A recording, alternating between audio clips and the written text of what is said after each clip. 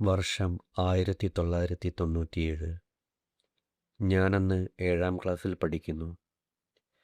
7ാം ക്ലാസ്സിലെ വാർഷിക പരീക്ഷ കഴിഞ്ഞ് വേനലവധിക്കാലത്ത് അമ്മയുടെ വീട്ടിൽ താമസിക്കാൻ പോയപ്പോൾ അവിടെ വെച്ച് എനിക്കുണ്ടായ ഭയപ്പെടുത്തുന്ന ഒരനുഭവമാണ് ഞാൻ നിങ്ങളോട് പറയാൻ പോകുന്നത്.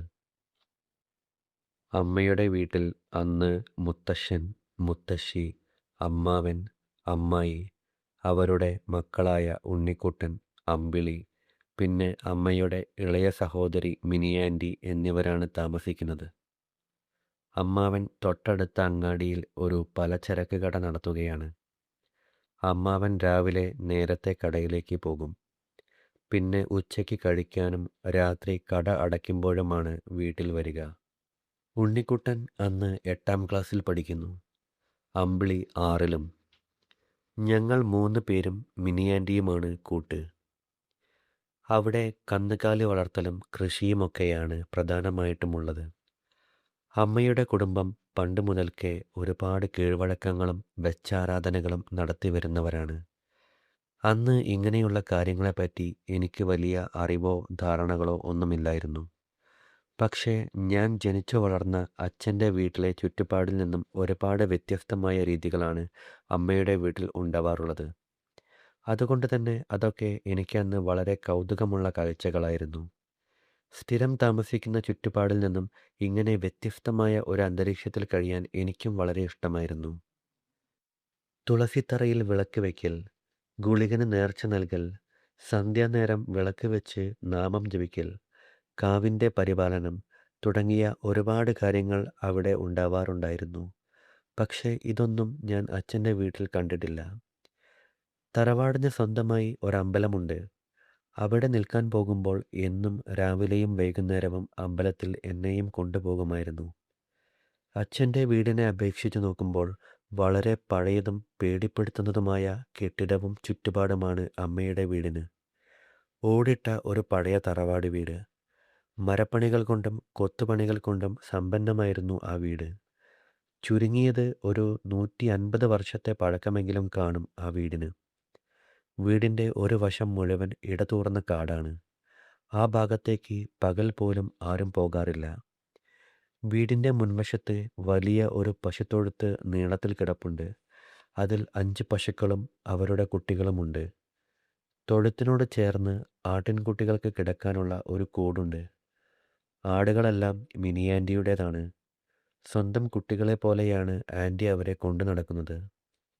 വീടിൻ്റെ മുൻവശത്ത് കുറച്ചു ദൂരം പറമ്പിലൂടെ താഴോട്ട് ഇറങ്ങിയാൽ വിശാലമായ വയലാണ്. വയലിനോട് ചേർന്ന് 2 കുളങ്ങളുണ്ട്. അതിൽ ഒരെണ്ണം കുളിക്കാനും അലക്കാനുമൊക്കെ ഉപയോഗിക്കുന്നു. മറ്റേത് പശുക്കളെയും കാളകളെയും ഒക്കെ കുളിപ്പിക്കാനും കൃഷി ആവശ്യത്തിനുമായി ഉപയോഗിക്കുന്നു. ശരിക്കും ഒരു ഉൾഗ്രാമമായിരുന്നു അത്. പട്ടണത്തിൻ്റെ ഒച്ചപ്പാടുകളോ ബഹളങ്ങളോ ഒന്നുമില്ലാത്ത ശാന്തമായ അന്തരീക്ഷം. പക്ഷേ എനിക്ക് ഇപ്പോഴും ആ വീടും ചുറ്റുപാടും മുറികളും എല്ലാം ഭീതി ഉളവാക്കുന്നവയാണ്. നമ്മൾ പല സിനിമകളിലും കണ്ടിട്ടുള്ള പേടി തോന്നിക്കുന്ന ഒരു ചുറ്റുപാടാണ് മൊത്തത്തിലവിടെ. അപരിചിതൻ സിനിമയിൽ നായികയും കൂട്ടുകാരും ഒളിച്ചു താമസിക്കുന്ന തമ്പ്രാട്ടിയുടെ മന കാണിക്കുന്നുണ്ട്. ഏകദേശം അതുപോലുള്ള ഒരു വീടും പരിസരവുമാണ് അവിടെ. ഒറ്റയ്ക്ക് ആ വീട്ടിൽ നിൽക്കാൻ എനിക്ക് ഇപ്പോഴും പേടിയാണ്. അത് പകലായാലും രാത്രിയായാലും എനിക്ക് ഈ പ്രായത്തിലും ഭയമാണ്. പകൽ സമയം മുഴുവൻ ഞാൻ അവിടെ അമ്മാവൻ്റെ മക്കളായ ഉണ്ണിക്കുട്ടൻ്റെയും അമ്പിളിയുടെയും കൂടെ പറമ്പിലും വയലിലും എല്ലാം കളിച്ചു നടക്കും. ഞങ്ങളുടെ കൂടെ അവിടുത്തെ വളർത്തുനായ അപ്പൂസും ഉണ്ടാവും. ഞാൻ അവിടെ വല്ലപ്പോഴുമാണ് പോകുന്നതെങ്കിലും അപ്പൂസിന് എന്നോട് നല്ല ഇണക്കമാണ്. ഇടവിട്ട് കാണുന്നതിൻ്റെ പരിചയക്കുറവ് അവൻ എന്നോട് കാണിക്കാറില്ല. സാധാരണ ഒളിച്ചുകളി, തൊട്ടുകളി, പോലീസും കള്ളനും, മീൻപിടുത്തം, ഞണ്ടുപിടുത്തം അങ്ങനെ രസകരമായ പല പരിപാടികളുമാണ് ഞങ്ങൾ അക്കാലത്ത് ചെയ്തുകൊണ്ടിരുന്നത്. ഇടയ്ക്ക് മിനി ആൻറ്റിയും കൂടും ഞങ്ങളുടെ കൂടെ കളിക്കാൻ. ആൻറ്റിക്ക് അന്ന് കല്യാണാലോചനകൾ വരുന്ന സമയമാണ്. എനിക്ക് ഇപ്പോഴും ഓർമ്മയുണ്ട് പെണ്ണ് കാണാൻ വന്നവരുടെ പലഹാരപാത്രത്തിൽ നിന്നും മിച്ചറെടുത്ത് ഓടിയത്. രാത്രി ഞാൻ ആൻറ്റിയുടെ കൂടെയായിരുന്നു കിടക്കാറ്. ഞാൻ അവിടെ നിൽക്കാൻ പോകുമ്പോൾ എൻ്റെ കാര്യങ്ങളെല്ലാം നോക്കിയിരുന്നത് മിനി ആൻറ്റിയായിരുന്നു. രാത്രി കിടക്കുന്ന സമയത്ത് ആൻറ്റി ഭയപ്പെടുത്തുന്ന പല സംഭവങ്ങളും കഥകളും എനിക്ക് പറഞ്ഞു തരാറുണ്ട്. ആ തറവാടുമായി ബന്ധപ്പെട്ട് കിടക്കുന്ന പല കാര്യങ്ങളും ഞാൻ അറിയുന്നത് ആൻറ്റി പറഞ്ഞു തന്നിരുന്ന കഥകളിലൂടെയായിരുന്നു. അതിൽ എത്രത്തോളം സത്യമുണ്ട് എന്ന് എനിക്കറിയില്ല. ഇന്നത്തെ കാലത്ത് ചിന്തിക്കുമ്പോൾ കുറേയൊക്കെ കെട്ടുകഥകളായി തോന്നും. പക്ഷേ അതെല്ലാം ഞാൻ ഭയത്തോടെയാണെങ്കിലും ആസ്വദിച്ചിരുന്നു. ഇനി എനിക്കുണ്ടായ അനുഭവത്തെക്കുറിച്ച് പറയാം. അന്ന് ഒരു ഞായറാഴ്ചയായിരുന്നു. അന്ന് അമ്മാവൻ കടയിൽ പോയിട്ടില്ലായിരുന്നു. പകൽ എല്ലാവരും വീട്ടിലുള്ള ഒരു ദിവസമായിരുന്നു. ഒരു ആഘോഷം പോലെയായിരുന്നു ആ ദിവസം. അന്ന് വൈകുന്നേരം ഞങ്ങളെല്ലാവരും കൂടി പാടത്ത് പോയി ഒരുപാട് ഞണ്ടുകളെ പിടിച്ചു. അമ്മാവനും ഉണ്ണിക്കുട്ടനും അമ്പിളിയും ഞാനും മിനിയാൻറ്റിയുമായിരുന്നു ഞണ്ടിനെ പിടിക്കാൻ പോയത്. വിളക്ക് വെക്കാനുള്ള സമയമായപ്പോഴേക്കും ഞങ്ങൾ ഞണ്ടുകളുമായി വീട്ടിൽ തിരിച്ചെത്തി. അമ്മായിയും മിനിയാൻറ്റിയും കൂടി ഞണ്ടുകറി വെക്കാനുള്ള പരിപാടി നോക്കി തുടങ്ങി. മുത്തശ്ശി അപ്പോൾ കപ്പയുടെ തൊലി കളയുകയായിരുന്നു. എനിക്ക് വളരെ ഇഷ്ടമുള്ള കോമ്പിനേഷനാണ് ഞണ്ടും കപ്പയും. ആ സമയം ഞങ്ങൾ 3 പേരും അമ്മാവൻ്റെയും മുത്തശ്ശൻ്റെയും കൂടെ കുളത്തിൽ പോയി കുളിച്ചു വന്നു. കുളി കഴിഞ്ഞ് വന്നപ്പോഴേക്കും ഞണ്ടും കപ്പയും തയ്യാറായി കഴിഞ്ഞിരുന്നു. എല്ലാവരും നല്ലതുപോലെ ഞണ്ടുകറിയും കപ്പയും കഴിച്ചു. അതിനുശേഷം ഉണ്ണിക്കുട്ടൻ പഴയ ഒരുപാട് കഥാപുസ്തകങ്ങൾ വായിക്കാനായി എടുത്തുകൊണ്ടുവന്നു. ഞങ്ങൾ 3 പേരും മത്സരിച്ചിരുന്ന് വായിച്ചു. ഒരു 9 മണിയൊക്കെ കഴിഞ്ഞെന്ന് തോന്നുന്നു. മിനിയാൻറ്റിക്ക് ഛർദിയും വയറുവേദനയും തുടങ്ങി. എല്ലാവരും പറഞ്ഞു ഞണ്ടുകറി കഴിച്ചത് പറ്റിക്കാണില്ല എന്ന്. അമ്മാവൻ ഉടൻ തന്നെ ജീപ്പ് സ്റ്റാർട്ട് ചെയ്തു. മിനിയാൻറ്റിയെയും കൂട്ടി അമ്മാവനും അമ്മായിയും ഹോസ്പിറ്റലിലേക്ക് പോയി. പിന്നെ അവിടെ ഞാനും ഉണ്ണിക്കുട്ടനും അമ്പിളിയും മുത്തശ്ശനും മുത്തശ്ശിയുമായിരുന്നു ഉണ്ടായിരുന്നത്. അന്നത്തെ കാലത്ത് എല്ലാ വീടുകളിലും ഫോൺ ഇല്ലായിരുന്നു. ആശുപത്രിയിൽ പോയവരെ കാര്യങ്ങൾ വിളിച്ചന്വേഷിക്കാൻ വേറെ ഒരു വഴിയും ഉണ്ടായിരുന്നില്ല. അവരെ കാത്തു നിൽക്കാതെ ഞങ്ങൾ ഉറങ്ങാനായി പോയി. ഞാനും ഉണ്ണിക്കുട്ടനും അമ്പിളിയും മിനിയാൻറ്റിയുടെ മുറിയിൽ പോയി കിടന്നു. മുത്തശ്ശനും മുത്തശ്ശിയും അവരുടെ മുറിയിലും. ആശുപത്രിയിൽ പോയവർ തിരിച്ചു വരുമ്പോൾ മുറ്റത്ത് വെളിച്ചമില്ലാതെ ബുദ്ധിമുട്ടിയാലോ എന്ന് കരുതി വീടിൻ്റെ മുൻവശത്തെ ലൈറ്റ് അന്ന് മുത്തശ്ശൻ ഓഫാക്കിയിരുന്നില്ല. പകൽ മുഴുവൻ കളിച്ചു നടന്ന ക്ഷീണത്തിൽ ഞങ്ങൾ ഉറക്കത്തിലേക്ക് വഴുതി വീണു. പെട്ടെന്ന് മുറിയുടെ ജനൽപ്പാളി ശബ്ദത്തോടെ അടയുന്നത് കേട്ടിട്ട് ഞാൻ ഞെട്ടി ഉണർന്നു. ഉണ്ണിക്കുട്ടനും അമ്പിളിയും ഉറക്കത്തിലാണ്. ഞാൻ അവരെ തട്ടി ഉണർത്താൻ നോക്കി. അവർ എഴുന്നേൽക്കാൻ കൂട്ടാക്കിയില്ല. പുറത്ത് നല്ല കാറ്റ് വീശുന്നുണ്ട്. അവസാനം ഞാൻ തന്നെ ധൈര്യം സംഭരിച്ച് എഴുന്നേറ്റ് പോയി ആ മരത്തിൻ്റെ ജനൽപ്പാളി അടച്ചു കുറ്റിയിട്ടു. കിടക്കയിലേക്ക് പോകാനായി തിരിഞ്ഞതും എൻ്റെ മുന്നിൽ നിൽക്കുന്ന മുടി അഴിച്ചിട്ട സ്ത്രീരൂപം കണ്ട് ഞാൻ ഞെട്ടിപ്പോയി. ഞാൻ എഴുന്നേൽക്കുന്നത് കണ്ടിട്ട് അമ്പിളി പിന്നാലെ വന്നതായിരുന്നു. എൻ്റെ നല്ല ജീവൻ പോയി കിട്ടി. തട്ടി വിളിച്ചപ്പോൾ എഴുന്നേൽക്കാതെ മനുഷ്യനെ പിന്നിൽ വന്ന് നിന്ന് പേടിപ്പിക്കാൻ നോക്കുന്നോടി കുരങ്ങേ എന്നും പറഞ്ഞ് ഞാൻ അവളോട് പല്ല് കടിച്ചു. അല്ലെങ്കിൽ തന്നെ ഓരോ കഥകളും കേട്ട് പേടിച്ച് നടക്കുന്ന എൻ്റെ പിന്നിൽ അങ്ങനെ വന്നു നിന്നാൽ ഞാൻ പേടിച്ച് ചാവില്ലേ? ഞാൻ മുറിയിലെ മൺകൂജയിൽ നിന്ന് 2 ഗ്ലാസ് വെള്ളം എടുത്ത് കുടിച്ച് വീണ്ടും കിടന്നു. ആ രാത്രി എന്തോ ഉറക്കം ഒട്ടും വന്നില്ല. ഞാൻ തിരിഞ്ഞും മറിഞ്ഞും കിടന്നു. ആ വെള്ളം കുടിയുടെ റിസൾട്ട് കുറച്ച് സമയം കഴിഞ്ഞപ്പോൾ വന്നു. എനിക്ക് മൂത്രമൊഴിക്കാൻ തോന്നി തുടങ്ങി. മൂത്രമൊഴിക്കാതെ വേറെ വഴിയില്ല എന്നുറപ്പായി. അന്ന് വീടിൻ്റെ അകത്ത് അറ്റാച്ച്ഡ് ബാത്റൂം ഇല്ല. പുറത്ത് പോയി വേണം കാര്യം സാധിക്കാൻ. മിനിയാൻറ്റിയാണ് എൻ്റെ കൂടെ പുറത്തേക്ക് കൂട്ടുവരാറ്. ഇന്നിപ്പോൾ മിനിയാൻറ്റി ആശുപത്രിയിലുമായി. അമ്പിളി അപ്പുറത്തെ മുറിയിലായിരുന്നെങ്കിൽ എനിക്ക് ജനൽ തുറന്ന് അതുവഴി മൂത്രം പുറത്തേക്ക് ഒഴിക്കാമായിരുന്നു. ഇവൾ നിൽക്കുമ്പോൾ എങ്ങനെയാണ് ഞാൻ അങ്ങനെ ചെയ്യുക? അത് മോശമല്ലേ? പുറത്ത് പോയി ഒഴിക്കാൻ തന്നെ ഞാൻ തീരുമാനിച്ചു.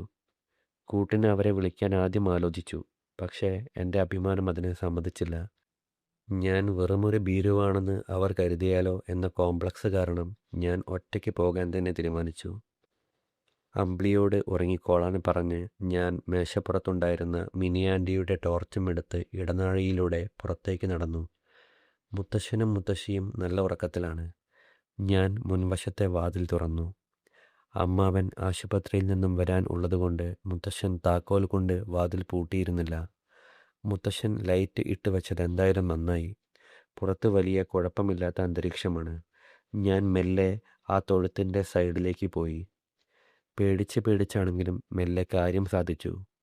അപ്പോൾ സമയം ഏതാണ്ട് 12 മണിയൊക്കെ കഴിഞ്ഞു കാണും. പെട്ടെന്ന് ആരോ എൻ്റെ പിന്നിൽ വന്ന് നിൽക്കുന്നത് പോലെ ഒരു തോന്നൽ.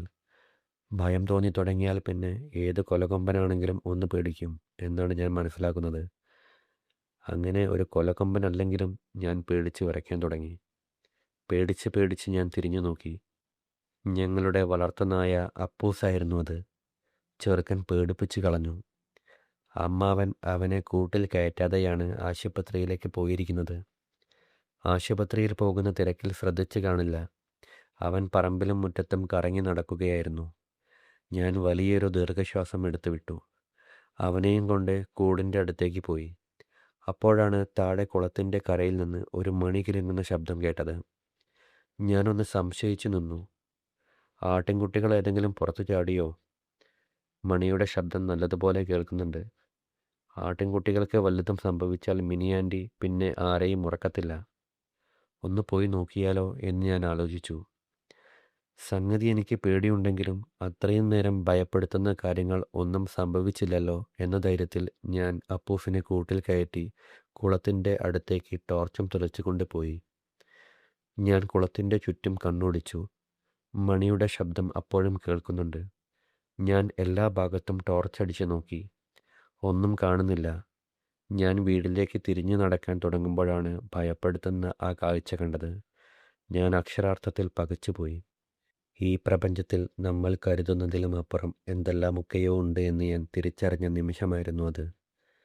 കത്തിക്കൊണ്ടിരിക്കുന്ന ഒരു തിരി അന്തരീക്ഷത്തിലൂടെ ഒരാൾ പൊക്കത്തിൽ നീങ്ങിപ്പോകുന്നു. സ്വപ്നം കാണുകയാണ് എന്ന തോന്നലായിരുന്നു ആദ്യം. പക്ഷേ അത് സ്വപ്നമല്ലായിരുന്നു. ഞാൻ നിലവിളിക്കാൻ ശ്രമിച്ചു. പക്ഷേ എൻ്റെ ശബ്ദം പുറത്തേക്ക് വന്നില്ല. വയറ്റിൽ നിന്നും മുകളിലേക്ക് എന്തോ ഉരുണ്ട് കയറി വരും പോലെ തോന്നി. തൊണ്ട വറ്റി വരണ്ടുപോയി. പെട്ടെന്ന് എന്തോ വന്ന് ഇടിച്ചിട്ട പോലെ എനിക്ക് തോന്നി. ഞാൻ ബോധം നഷ്ടപ്പെട്ട് നിലത്ത് വീണു. ഇടിച്ചിട്ടതുപോലെ എനിക്ക് തോന്നിയതാണോ എന്നെനിക്കറിയില്ല. ഇപ്പോൾ ആലോചിക്കുമ്പോൾ നിലത്ത് വീണ സമയത്ത് ഷോൾഡർ ഇടിച്ചത് അപ്പോഴത്തെ പരിഭ്രാന്തിയിൽ ഷോൾഡറിൽ ആരോ ഇടിച്ച പോലെ തോന്നിയതാണോ എന്നും എനിക്ക് സംശയമുണ്ട്. പിന്നീട് മുത്തശ്ശൻ വന്ന് പിടിച്ച് എഴുന്നേൽപ്പിച്ചപ്പോഴാണ് എനിക്ക് ബോധം വന്നത്. അപ്പൂസിൻ്റെ നിർത്താതെയുള്ള കുര കേട്ടിട്ടാണ് മുത്തശ്ശൻ ഉണർന്നതത്രേ. കുളത്തിൻ്റെ കരയിൽ ടോർച്ച് നിലത്ത് കത്തിക്കിടക്കുന്നത് കണ്ടപ്പോൾ മുത്തശ്ശൻ എൻ്റെ അടുത്തേക്ക് ഓടി വരികയായിരുന്നു. ഞാൻ എന്തൊക്കെയോ പിച്ചും പേയും പറഞ്ഞുകൊണ്ടിരുന്നു. മുത്തശ്ശൻ എന്നെ എടുത്ത് വീട്ടിലേക്ക് നടന്നു. മുത്തശ്ശി ശർക്കരയിട്ട ചുക്ക് കാപ്പി കൊണ്ടു തന്നു. മുത്തശ്ശനും മുത്തശ്ശിയും എന്തൊക്കെയോ ചോദിക്കുന്നുണ്ടായിരുന്നു. എനിക്കൊന്നും മനസ്സിലാകുന്നുണ്ടായിരുന്നില്ല. ഞാൻ അപ്പോഴും പരസ്പര ബന്ധമില്ലാതെ എന്തൊക്കെയോ പറഞ്ഞുകൊണ്ടിരുന്നു. മുത്തശ്ശി തന്ന കാപ്പി കുടിച്ച് അവരുടെ കൂടെ അന്ന് രാത്രി ഞാൻ കിടന്നു. പിറ്റേന്ന് എനിക്ക് ശക്തമായ പനിയായിരുന്നു. രാവിലെ ആയപ്പോഴേക്കും ആശുപത്രിയിൽ നിന്നും അമ്മാവനും മിനി ആൻറ്റിയും തിരിച്ചെത്തിയിരുന്നു. അവരോട് മുത്തശ്ശൻ ഉണ്ടായ കാര്യങ്ങളെല്ലാം പറഞ്ഞു. എന്നെ രാവിലെ തന്നെ അമ്മാവൻ ഡോക്ടറുടെ അടുത്ത് കൊണ്ടുപോയി. ഡോക്ടർ മരുന്ന് തന്നുവിട്ടു. അന്ന് വൈകുന്നേരം വീട്ടിലൊരു പണിക്കർ വന്നു. അദ്ദേഹം വീട്ടിൽ എന്തൊക്കെയോ കർമ്മങ്ങളൊക്കെ ചെയ്തു. ഞാൻ ആ കാഴ്ച കണ്ട കുളത്തിൻ്റെ കരയിൽ അദ്ദേഹം എന്തൊക്കെയോ ചെയ്യുന്നതായി ഞാൻ വീടിൻ്റെ മുറ്റത്തു നിന്നും നോക്കിക്കണ്ടു. എന്തിനാണ് ഇതെല്ലാം ചെയ്യുന്നത് എന്നെനിക്ക് മനസ്സിലായില്ല. അദ്ദേഹം കൊടുത്ത ഒരു ചരട് മുത്തശ്ശി എൻ്റെ കയ്യിൽ കെട്ടിത്തന്നു. വൈകുന്നേരം മുത്തശ്ശൻ എന്നെ അമ്പലത്തിൽ കൊണ്ടുപോയി തൊഴിയിപ്പിച്ചു. എനിക്ക് ഭയവും കൗതുകവും എല്ലാം നിറഞ്ഞ വല്ലാത്തൊരവസ്ഥയായിരുന്നു അപ്പോൾ. വൈകുന്നേരം ആയപ്പോഴേക്കും പനി ഏറെക്കുറെ കുറഞ്ഞു. അന്ന് രാത്രി ഞാൻ മിനി ആൻറ്റിയോടൊപ്പമാണ് കിടന്നത്. അന്ന് രാത്രി ഞാൻ ആൻറ്റിയോട് കണ്ട കാഴ്ചയെപ്പറ്റിയും പകൽ അവിടെ നടന്ന കർമ്മങ്ങളെപ്പറ്റിയും ചോദിച്ചു. മിനി ആൻറ്റി എൻ്റെ ചോദ്യങ്ങൾക്കുള്ള ഉത്തരങ്ങൾ തരാൻ തുടങ്ങി. നീ ഇന്നലെ രാത്രി കണ്ട സംഭവത്തെ ഇവിടെ വരത്തുപോക്ക് അല്ലെങ്കിൽ എതിർപോക്ക് എന്നൊക്കെയാണ് പറയുക. ഒരു പ്രദേശത്ത് തന്നെ അടുത്തടുത്ത് 2 അമ്പലങ്ങളുണ്ടെങ്കിൽ അവിടുത്തെ ദേവതമാർ അങ്ങോട്ടും ഇങ്ങോട്ടും പോയി വരുന്നതിനെയാണ് വരത്തുപോക്ക് എന്ന് പറയുന്നത്. നമ്മുടെ ക്ഷേത്രത്തിലെ ദേവി തൊട്ടടുത്ത ക്ഷേത്രത്തിലേക്ക് പോയ കാഴ്ചയാണ് നീ ഇന്നലെ കണ്ട് പേടിച്ചത്. ദേവിയുടെ ഈ യാത്ര വളരെ വിശുദ്ധവും രഹസ്യവുമാണ്. യാത്ര പോകുന്ന ദേവിയെ ആരും കാണാനോ ആ വഴിയിൽ തടസ്സമുണ്ടാക്കാനോ പാടില്ല. ദേവിയെ കൂട്ടിക്കൊണ്ടു പോകുന്ന ആളുകളെ മാത്രമേ ചിലപ്പോൾ കാണാൻ കഴിയൂ. അവർ ചിലങ്കയുടെ ശബ്ദമുണ്ടാക്കിയോ പന്തം കത്തിച്ച് കയ്യിലേന്തിയോ ആകും പോകുന്നത്. ചിലപ്പോൾ പാതിരാത്രി ചിലങ്കയുടെ ശബ്ദമോ കറുത്ത രൂപങ്ങൾ നീങ്ങുന്നതോ അല്ലെങ്കിൽ തീഗോളമായോ പ്രകാശമായോ കടന്നു പോകുന്നത് ആളുകൾ കേൾക്കുകയോ കാണുകയോ ചെയ്യും. ഇതാണ് വരത്തുപോക്ക്. വരത്തുപോക്കിന് കൃത്യമായ ഒരു പാതയുണ്ട്. ആ പാതയിലൂടെ മാത്രമാണ് ദേവതകൾ സഞ്ചരിക്കുന്നത്. സാധാരണ വരത്തുപോക്കുള്ള സ്ഥലങ്ങളിൽ ആളുകൾ ആ സമയത്ത് സഞ്ചരിക്കാറില്ല. ദൂരെ നിന്ന് കണ്ട പലരുടെയും അനുഭവത്തിൽ ഇത് രണ്ട് തീഗോളങ്ങൾ മാത്രമാണ്. വരത്തുപോക്കിന് വരുന്ന ദേവതകളുടെ വഴിയിൽ ആരെങ്കിലും തടസ്സമായി നിന്നാൽ അതവർക്ക് ദോഷമായി ഭവിക്കാറുണ്ട്. മനുഷ്യരായാലും മൃഗങ്ങളായാലും വരത്തുപോക്കിന് സാക്ഷികളായാൽ ചിലർക്ക് മരണമായും ചിലർക്ക് ഉന്മാദമായും അതിൻ്റെ പരിണിത ഫലങ്ങൾ ഉണ്ടാവും. നീ ഇന്നലെ കേട്ട മണിശബ്ദം ആട്ടിൻകുട്ടിയുടേതല്ല. ദേവിയുടെ വരത്തുപോക്കിൻ്റെ സമയത്തുണ്ടാവുന്ന ശബ്ദമാണത്. ചിലപ്പോൾ കാലൊച്ച, അല്ലെങ്കിൽ ചങ്ങലയുടെ ശബ്ദം, അതുമല്ലെങ്കിൽ മണിയുടെ ശബ്ദം, അങ്ങനെ പലതരത്തിൽ അത് നമുക്ക് അനുഭവപ്പെടും. ചിലപ്പോൾ നട്ടുച്ചയ്ക്കും ദേവിയുടെ വരത്തുപോക്ക് സംഭവിക്കാറുണ്ട്. കഥ പറഞ്ഞുകൊണ്ട് മിനിയാൻറ്റി മെല്ലെ മെല്ലെ ഉറങ്ങിപ്പോയി. ഓരോന്ന് ആലോചിച്ചുകൊണ്ട് ഞാനും ഉറങ്ങി. ഈ സംഭവത്തിന് ശേഷം എനിക്ക് ഒരുപാട് പഴയ വീടുകൾ, കെട്ടിടങ്ങൾ, ഒറ്റപ്പെട്ട സ്ഥലങ്ങൾ എന്നിവയോട് ഭയമായിരുന്നു. പക്ഷേ പിന്നീട് ഇത്തരം ഒരു അനുഭവം എനിക്കുണ്ടായിട്ടില്ല. പക്ഷേ നമുക്ക് പ്രവചിക്കാൻ കഴിയാത്ത ഒരുപാട് പ്രപഞ്ചശക്തികൾ നമുക്ക് ചുറ്റുമുണ്ടെന്ന് ഞാൻ അന്നും ഇന്നും വിശ്വസിക്കുന്നു. നമ്മുടെ ചാനലിലൂടെ അവതരിപ്പിക്കുന്ന കഥകളും അനുഭവങ്ങളും നിങ്ങൾക്ക് ഇഷ്ടമാകുന്നുണ്ടെങ്കിൽ ചാനൽ സബ്സ്ക്രൈബ് ചെയ്യാനും ഷെയർ ചെയ്യാനും മറക്കരുതേ.